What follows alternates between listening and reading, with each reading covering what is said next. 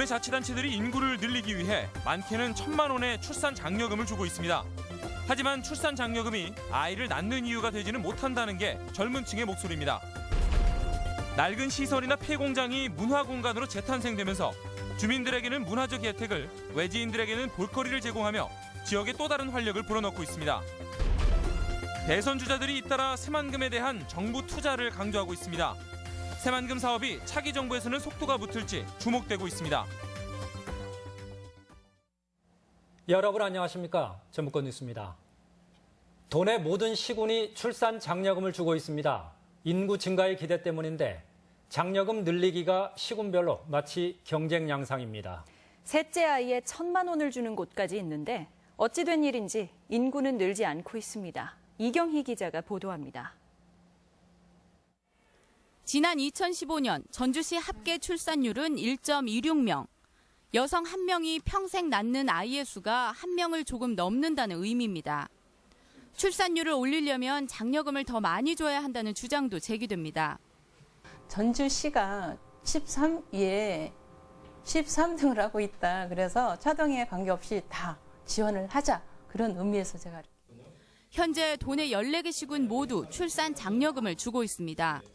전주와 익산, 김제, 고창은 둘째부터 장려금을 지급하지만 나머지 10개 시군은 첫째부터 축하금을 포함한 장려금이 지원됩니다. 진안군은 지난해 5월 출산 장려금을 2배가량 파격적으로 올려 첫째, 둘째 아이는 220만 원, 셋째 아이 이상은 1,000만 원을 지급합니다. 출산 장려금을 지급하다 보니까 조금 이렇게들은 이제 둘째, 셋째까지 가지는 가정이 좀 많다 비율이. 너나 없이 출산 장려 정책을 펴고 있지만 인구 증가에 별 도움이 안 된다는 지적도 있습니다. 최근 4년간 전국 출산율 1위인 전남 해남군은 오히려 인구가 줄고 있습니다. 신생아의 30%가 출산 장려금만 받고 이후 보육 여건이 좋은 대도시로 빠져나갔기 때문입니다. 무엇보다 출산 장려금이 아이를 낳는 이유가 되지 못한다는 게 젊은 층의 목소리입니다. 대학을 졸업했다고 해도 경제적인 문제가 또 닥치기 때문에 그것 때문에서라도 출산보다 우선 결혼 자체를 거부하는 게 현실이에요. 출산율을 끌어올리기 위해선 양질의 일자리와 국공립 보육시설, 여기에 일과 가정이 양립할 수 있는 사회 분위기 등이 우선입니다. 특히 출산 문제는 시군 장려금이 아닌 국가 차원의 종합적인 접근이 무엇보다 절실한 상황입니다. MBC 뉴스 이경입니다.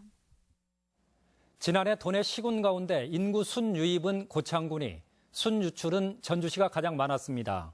통계청에 따르면 지난해 고창군의 인구는 977명이 순유입해 가장 많았고 이어서 부안 539명, 장수 499명 순이었습니다. 반면 전주시는 2,424명이 순유출됐고 익산과 군산의 인구 유출도 1,000명이 넘었습니다.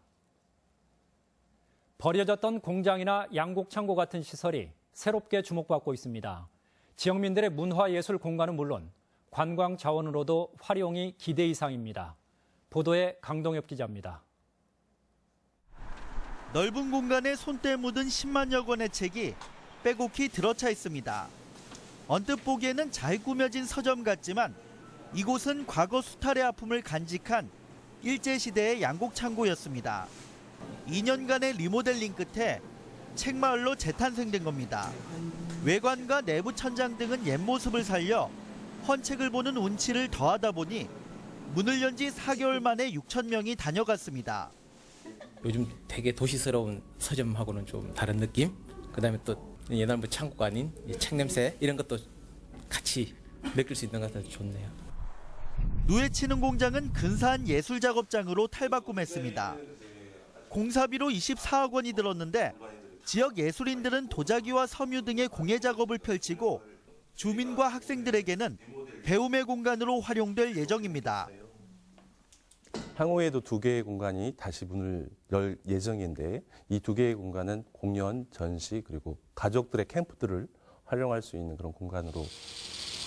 지난 2013년 양곡창고를 개조한 삼내문화예술촌이 연간 3만 5천 명의 방문객을 기록하며 호평을 받으면서 지자체마다 폐시설에 대한 재생 움직임이 본격화되고 있습니다.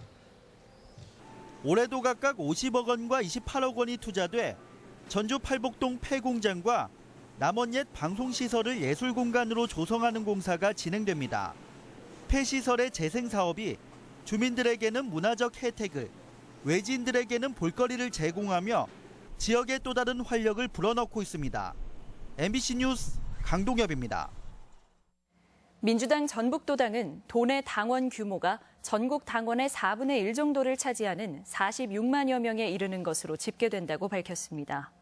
이에 따라 향후 대선 후보 경선 선거인단에 도내 당원들의 참여폭이 커 도민들의 선택과 표심이 후보 결정에도 적잖은 영향을 미칠 것으로 전망됩니다.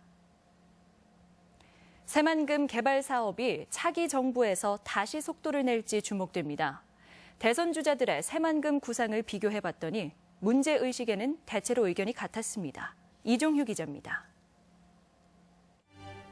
문재인 전 민주당 대표는 새만금 내부 매립을 민간이 하고 있어 속도가 나지 않는다며 정부가 나서야 한다고 밝혔습니다. 대부분의 그 매립이 민간 매립으로 그렇게 되고 있어서 지지부진합니다. 저는 이것을 가능한 한 또 공공 매립으로. 안철수 전 대표는 정부가 먼저 기반 시설을 해야 민간이 투자할 것이라며 역시 정부 역할을 강조했습니다. 민간의 그런 투자 약속을 받고 정부가 그걸 안 지키다 보니까 이렇게 계속 지지부진한 것 아니겠습니까? 이재명 시장은 한 발 더 나아가 지금 정부의 태도는 무책임하다고 비판하고 정부의 투자를 주장했습니다. 민간에 맡긴다는 그런 명분으로 지금 발을 빼고 있는데 그것은 매우 무책임한 태도라고 생각이 됩니다.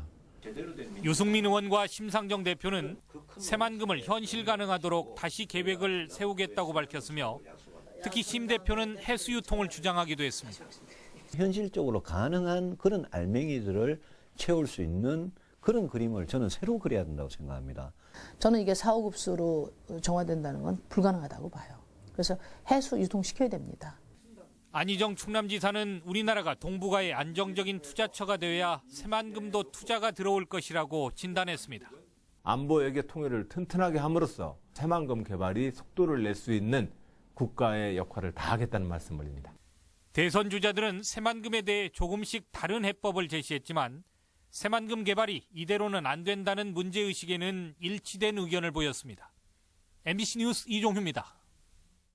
전라북도는 전라선이 지난 2011년 복선 전철화됐지만 운행 속도가 시속 170km에 그쳐 시속 300km로 달리는 다른 고속철도와 차이가 크다며 전라선 고속철도를 새로 건설하는 방안을 추진하기로 했습니다.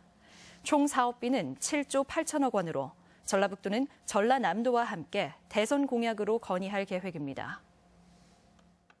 달개해, 닭을 테마로 시국을 비틀고 풍자하는 만화 전시회가 눈길을 끌고 있습니다. 일상의 소소함에서 추억을 찾는 아마추어 사진 작가전도 이색적입니다. 문화계 소식 박찬익 기자입니다. 골목 담벼락에 욕조가 놓여 있습니다. 쓰임새를 다한 욕조는 흙으로 채워져 파와 열무 등을 심은 텃밭이 됐습니다. 도심 골목골목 무심코 지나쳤던 욕조 화분을 담아낸 건 아마추어 사진작가. 작가는 버려진 욕조가 새로운 생명을 담아내는 모습을 통해 이 세상에 쓸모없는 것은 아무것도 없다는 걸 깨닫습니다. 사진 찍었을 때 그런 느낌들 같이 공감하고 또 옛 추억도 생각하시면서 위로받기도 하시고. 닭의 해를 맞아 만화를 그리는 웹툰 작가들이 네컷의 그림을 선보입니다.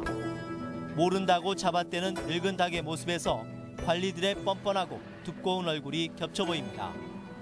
새해는 밝았지만 여전히 어지러운 시국이 작품 안에 고스란히 담겼습니다. 날선 풍자를 통해 뼈아픈 현실을 들춰내지만 그럼에도 희망의 정유년을 기원합니다. 지금은 없어진 과거 신문 모퉁이에 있었던 네컷 만화를 전시장에서 닭을 테마로 해서 부활시켜 보았습니다.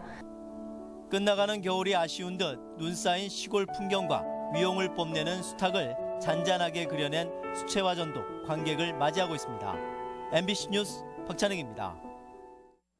전라북도는 국민연금 기금운용본부가 오는 25일 혁신도시로 옮겨옴에 따라 직원과 방문객들을 위해 임시주차장을 확보하는 한편 KTX 익산역으로 오가는 카쉐어링 전용 주차 노면과 쉐버스 임시 정류소, 추가 설치를 검토하는 등 정주 여건 개선 사업을 추진하기로 했습니다. 전라북도는 다음 달 2일 기금운용본부 이전 환영식을 개최할 예정입니다. 익산시가 불법 폐기물이 매립된 낭산면 폐석산 주변의 환경오염 실태를 조사한 결과 지하수에서 1급 발암물질인 비소가 기준치를 600배 넘게 검출된 것으로 확인됐습니다. 특히 침출수가 농업용수로 쓰는 인근 저수지로 유입됐을 가능성이 제기되면서 대책 마련이 요구되고 있습니다. 오늘의 간추린 뉴스입니다. 농림축산식품부는 전라북도와 충북, 경기도에서 사육하는 소와 돼지 등에 대해 타시도 반출 금지 시한을 당초 19일에서 오는 26일까지로 연장한다고 밝혔습니다. 전국 가축시장의 폐쇄 기간도 26일까지 연장하기로 했습니다. 익산시는 국가정책펀드 220억 원을 포함한 530억 원의 투자가 이루어져 영등동 국가산업단지에 객실 160여 개의 4성급 비즈니스 호텔과 컨벤션 센터가 내년 8월까지 완공될 예정이라고 밝혔습니다. 또 호텔 옆에 보석과 섬유업체가 입주할 지식산업센터도 건립돼 노후된 익산 국가산업단지에 활력이 기대되고 있습니다. 앞으로 전화 한 통으로 지방세를 납부할 수 있게 됩니다. 전주시는 집전화나 휴대전화로 지방세를 조회, 납부할 수 있는 ARS 간편 납부 시스템을 구축해 오는 6월부터 시행할 예정이라고 밝혔습니다. 연례 행사처럼 반복되고 있는 구제역에 정부의 대책이 겉돌고 있다는 지적입니다. 전주 MBC 시사토론에서는 구제역 대책은 없는가라는 주제로 구제역 백신의 효능 논란과 농민들이 백신을 제대로 접종하고 있는지의 문제, 그리고 백신이 궁극적인 구제역 대책인지 등에 대해 진단합니다.